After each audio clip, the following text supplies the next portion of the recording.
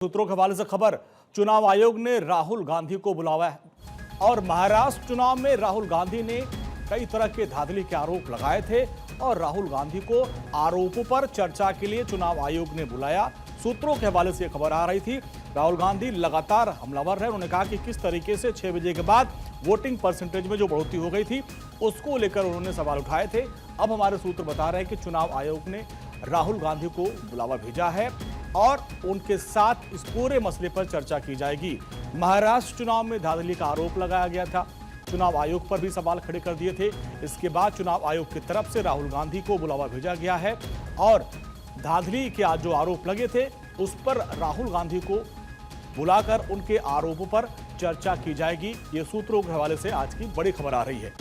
राहुल गांधी महाराष्ट्र चुनाव के बाद से अभी तक हमलावर है इस मुद्दे पर और उन्होंने कहा था कि ये जो चुनाव हुआ था महाराष्ट्र में उसमें धांधली की गई थी। निर्वाचन आयोग ने अब उनको बुलाया है। हमारे सूत्र बता रहे हैं कि इस पूरे मसले पर राहुल गांधी ने जो आरोप लगाया था उस पर बातचीत होगी। और हमारी पॉलिटिकल एडिटर अदिति हमारे साथ जुड़ रहे हैं न्यूज रूम से। अदिति, राहुल गांधी बड़े हमलावर रहे इस पूरे मसले पर, अब खबर क्या आ रही है? चुनाव आयोग ने उनको बुलाया है। बिल्कुल, देखिए ये बात सामने निकल कर आ रही है, सूत्रों के हवाले से है कि एक औपचारिक मुलाकात के लिए चुनाव आयोग ने राहुल गांधी को आमंत्रित किया है।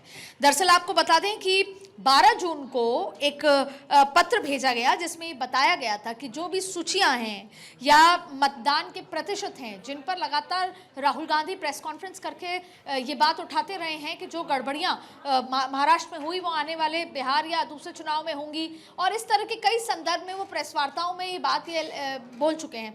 तो ऐसे में ये बताया गया कि ये तमाम मुद्दों पर 24 दिसंबर 2024 को ही विस्तृत जवाब जो विपक्ष का था या राहुल गांधी की जो चिंताएं थी कि सूची को लेकर या वोटिंग परसेंटेज 7 बजे कुछ और था, रात 11 बजे कुछ और हो गया या 2 दिन बाद वोटिंग परसेंटेज बदल गया, इन तमाम बातों पर विस्तृत जानकारी 24 दिसंबर 2024 को दी जा चुकी है। लेकिन इसके अलावा भी आयोग की तरफ से कहा गया है कि राहुल गांधी की तरफ से इस पर कोई जवाब नहीं आया है और अब राहुल गांधी को आमंत्रित किया जाता है कि वो विस्तार से बैठकर चुनाव आयोग से महाराष्ट्र चुनाव पर जो भी तरह की उनकी कंफ्यूजन्स हैं उसको दूर किया जा सकेगा। देखिए, चुनाव आयोग ने ये पक्ष किया कि राहुल गांधी हमेशा मैच फिक्सिंग का जिक्र करते आए हैं, तो चुनाव आयोग ने एक पूरे विस्तृत जानकारी दी जा चुकी है विपक्ष को, ओपन फोरम पे है, वेबसाइट्स पर अवेलेबल है। लेकिन उसके बावजूद भी लगातार जो आरोप इलेक्शन कमीशन की प्रक्रिया पर होते हैं उसको लेकर अब इलेक्शन कमीशन ने राहुल गांधी को आमंत्रित किया है। आपको बता दें कि चुनाव प्रक्रिया की पारदर्शिता को लेकर राहुल गांधी से इलेक्शन कमीशन अब चर्चा करना चाहता है। हालांकि इलेक्शन कमीशन का ये पक्ष है कि वो ऑलरेडी एक चिट्ठी में जो 24 दिसंबर को लिखी जा चुकी है उस पर विस्तृत जानकारी दी जा चुकी है, लेकिन उसके बावजूद भी पलटकर कोई जवाब राहुल गांधी की तरफ से नहीं आया है और ऐसी स्थिति में राहुल गांधी को अब बुलाया गया है। अब आप देखिए, मुख्य बिंदु पर अगर बात करें कि क्या बातचीत होगी, तो राहुल गांधी की बातचीत के लिए बुलाया, उनको जवाब का इंतजार था, जवाब राहुल गांधी की तरफ से नहीं आया है। आयोग का दावा है कि पूरी प्रक्रिया वैध और पारदर्शी है, जिस पर हम राहुल गांधी को आमंत्रित करके उसकी चर्चा करेंगे, सूचियों पर चर्चा करेंगे, वोटिंग परसेंटेज पर चर्चा करेंगे।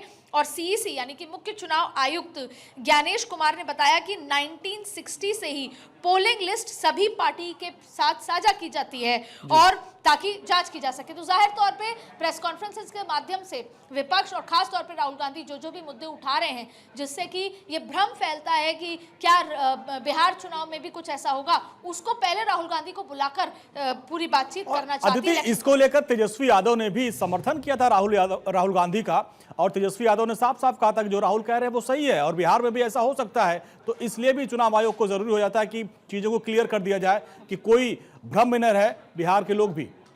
देखिए, अक्सर क्या होता है कि चुनाव से पहले कोई एजेंडे होते हैं। आपने देखा कि पहले विपक्ष का क्या एजेंडा था, जाति जनगणना। हाँ। और ये देखिए अभी भारतीय जनता पार्टी के पास ये सॉलिड मुद्दा है जाति जनगणना का।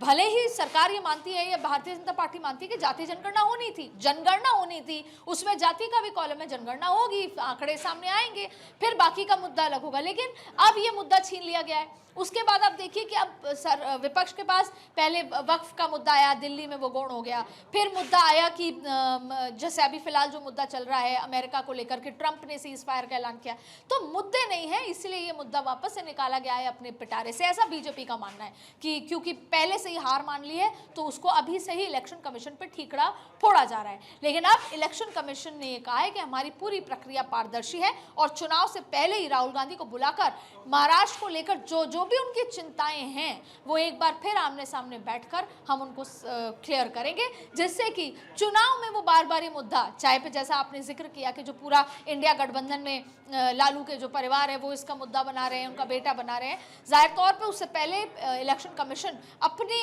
एक स्टैंड को क्लियर रखना चाहती है जाहिर तौर पे। और भारतीय जनता पार्टी का स्टैंड ये है कि उन्होंने लड़ाई करने से पहले ही हार मान ली है और इलेक्शन कमीशन पर हार का ठीकरा फोड़ना ज्यादा बेहतर समझा, ना कि लड़ाई में लड़ना या चुनाव बेहतर तरीके से लड़ना ये उपाय किया। तो जाहिर तौर पे राहुल गांधी को आमंत्रित किया गया है, जो भी उनके आरोप होते हैं उसको लेकर पारदर्शी तरीके से इलेक्शन कमीशन उनसे बात करना चाहती है। ठीक है अदिति, बहुत बहुत शुक्रिया इस पूरी बातचीत के लिए। तो जो भी उनके आरोप थे उस पर आमने सामने बैठ के बातचीत होगी, ताकि चुनाव से पहले विपक्षी पार्टियों को किसी तरह का कोई भ्रम न रहे।